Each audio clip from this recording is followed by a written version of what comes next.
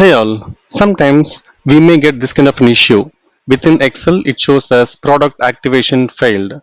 Not only in Excel, when you go for any Microsoft Office application, it could be Microsoft Word, PowerPoint, or Excel. You may get this kind of an error even though you may be using the original software. So if you are getting this kind of an error, let us see how you can fix this issue.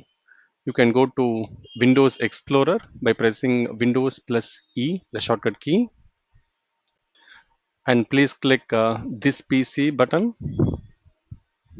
and on the right hand side you can see the local drive C drive. Double click the C drive and then go to program files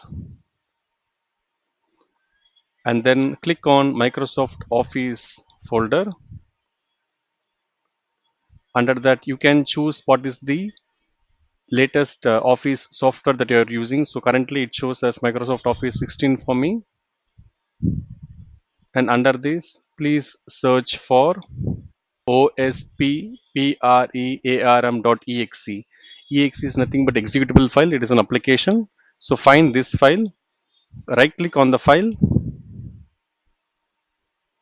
and click run as administrator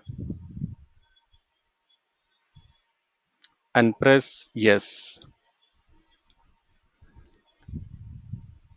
So after few seconds you can minimize this screen, and then now you can again try to open the Microsoft Office application. It could be Excel, Word, or PowerPoint, and please check whether you are still having this error or not.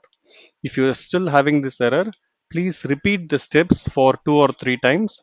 Again, if it is not going to work out, then you can restart your computer for one time.